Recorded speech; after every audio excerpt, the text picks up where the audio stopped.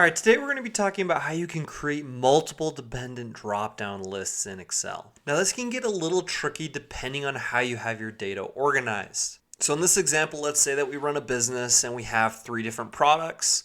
We have different manufacturers for each of these products, and each manufacturer can create that product in different sizes. And then here is kind of our dashboard where we want to be able to select a product 1 through 3, and then depending on which product we select, we want to be able to select the manufacturer for that product.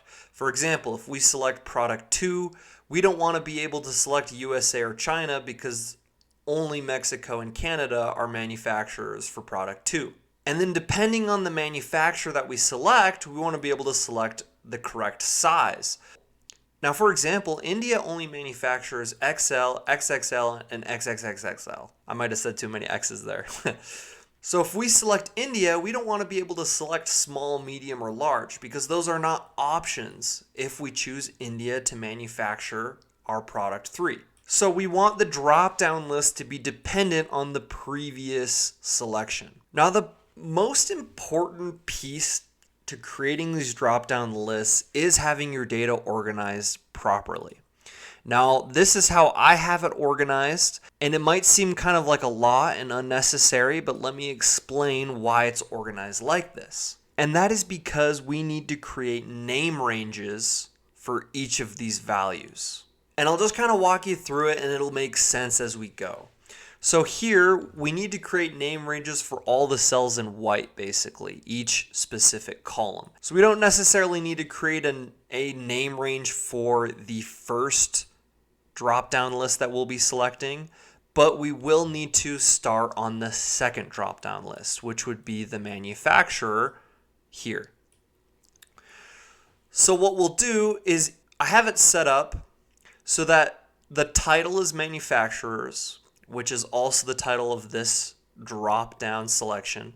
But then I have each of these products listed here with their appropriate manufacturer. And so we'll select these 2 cells under product 1 and type product 1 exactly as that is here.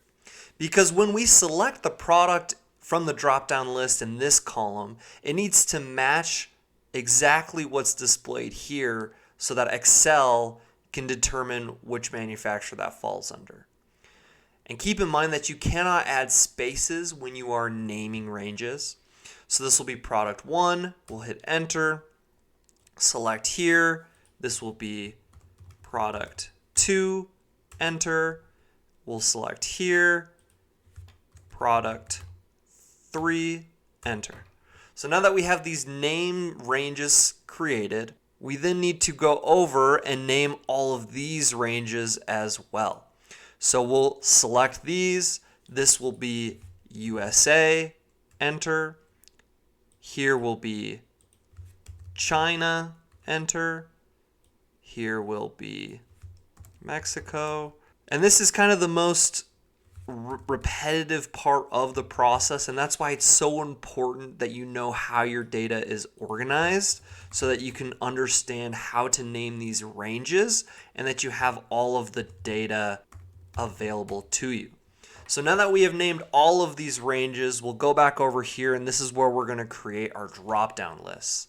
So you can select as many cells as you want to include the drop-down list. We'll just select all of these.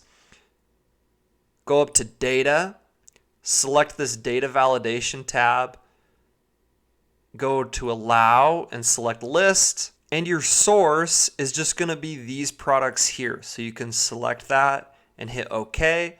So pretty simple so far. So now we can select product 2, here we could select product 3, and let's just say product 1 here. Now we'll go to manufacturer, and you can select the same range of cells or however many cells you want. We'll go again to data, data validation. We'll go to list, and this is where it changes a little bit. What you need to do is type in a formula here. So type equals indirect parenthesis, and you want to select that first cell where your drop-down list begins, which will be A2 for us right here. So we can select that, And then you're going to want to remove this second $sign and then end parenthesis. If we hit OK, that's going to create a drop-down list. Now we can see, so this drop-down list for product 2 should only give us the options for Mexico and Canada.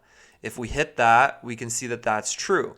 And then for product 1, US or China, and then product 3, India or Taiwan. We'll go ahead and select Mexico, USA, and Taiwan there. Now we need to create one more drop-down list, so we'll select the range again, go up to data validation, select list, and we're going to do the same formula, equals indirect, parenthesis, but this time we'll select the first cell in the second column, which for us is B2, and we'll remove that $sign and hit end parenthesis. Then hit OK. And now for Mexico, we should only see sizes small, medium, and large. So if we select that drop down, small, medium, and large.